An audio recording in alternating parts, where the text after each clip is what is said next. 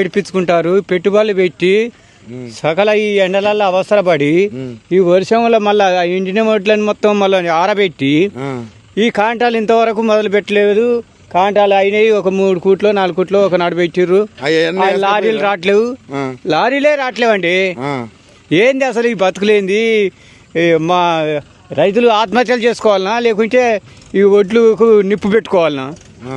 అంత అవస్థ అవుతుంది. అప్పుడు యూరియా దొరకకుండా దేశాలు తిరిగి అక్కడ పెట్టుకొని 300 బస్తాకు 350, 400 పెట్టుకొని కొచ్చుడు.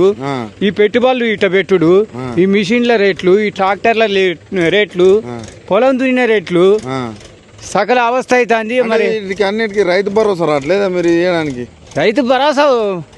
రైతు బంధు వస్తుంది. రైతు భరోసా అన్నాడు కదా రేవంత్ రెడ్డి. భరోసా లేదు, పాసు లేదు. ఎట్లుంది రేవంత్ రెడ్డి వచ్చినాక? ఇప్పుడు ఈ రైతులను మాత్రం ఇబ్బంది పెట్టినట్టుంది. రైతులను చాలా, ఎందుకంటే వానాకాలం సన్నొడ్లు పెట్టుకోమండు, యాసింగి దొడ్డొడ్లు పెట్టుకోమండు. ఇప్పుడు ఈ దొడ్డొడ్లు మిల్లర్లు బయట ప్రైవేట్లో అమ్ముకుందాం అన్నా కానీ ఈ అవస్థ పడలేక మాకు సన్నొడ్లు అయితే కొంటాం లేకుంటే లేదని ఆ మిల్లులో అంటారు ప్రైవేట్ సంస్థలు. వీళ్ళు ఇంతవరకు మొదలు పెట్టలేదు.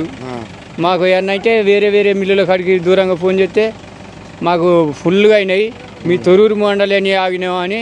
ఈ తొర్రూరు మండలం అంటే మరి ఎమ్మెల్యే గారి ప్రాబ్లం, మళ్ళీ మా రైతుల ప్రాబ్లం ఏందండి? ఈ బొట్ల కాడ మాత్రం సాపు ఉన్నది. నాది కాంగ్రెస్ పార్టీ కాదంటలేను. కాంగ్రెస్ అయితే కాంగ్రెస్ అయితే మాత్రం రైతు మునిగినాక మేము మునిగినాక అప్పులు ఎట్ట తీరుతాయి కదా. మీరే మార్పు అన్నారు, రేవంత్ రెడ్డి రావాలన్నారు, రైతులకు 7,500 ఇస్తామన్నారు. ఒకటి ఏంటంటే జనాల కాడ మార్పు వచ్చింది. ఎట్లా వచ్చిందంటే 10 సంవత్సరాలు ఆయన చేసిండు కాబట్టి మార్పు వచ్చింది. దాంతోనే సరే గెలిచిండు. వెళ్తే ఆయన హామీలు సగం చేసినా మంచిగా ఉండు, సగం కొన్ని చేస్తాడు, సరే కొన్ని చేస్తలేడు. మహిళలకు తులం బంగారం అన్నారు మీరే. మొన్న నా బిడ్డ పెళ్లి కూడా అయింది కాక తులం బంగారం ఎక్కడ పోయిందో మన 5 అయితే వచ్చిందిలే, కళ్యాణ లక్ష్యం వచ్చింది. ఆ ₹1,00,000 కేసీఆర్ పెట్టింది, ఆయన పెట్టింది. తులం బంగారం ఎక్కడ పోయిందో మరి. కాంగ్రెస్ గిట్ట అంటే మరి అంటే కాంగ్రెస్ వాళ్ళు మాత్రం పార్టీ అయినంత మాత్రాన తప్పును తప్పే అనాలి కదా. మీరే తప్పులనే రోజులు వచ్చినాయి. అంటే వ్యతిరేకత ఇక్కడ ఇప్పుడు ఈ 2 ఏళ్లనే వచ్చినట్టు అనిపిస్తుంది. నువ్వు ఒక మాట చెప్పే, మీ కాంగ్రెస్ పరిపాలన బాగుండేనా బీఆర్ఎస్ పరిపాలన బాగుండేనా? దీన్ని బట్టి చూస్తే, ఈ ఓట్ల పరిస్థితి ఇవన్నీ బట్టి చూస్తే ఏమని చెప్పాలి? చెప్పు, నువ్వు నిజం చెప్పు. నీకు నిజం అంటే నాకైనా భయమా లేకుంటే వాడు వచ్చి కొడతాడా వీడు వచ్చి కొడతాడా? చెప్పు.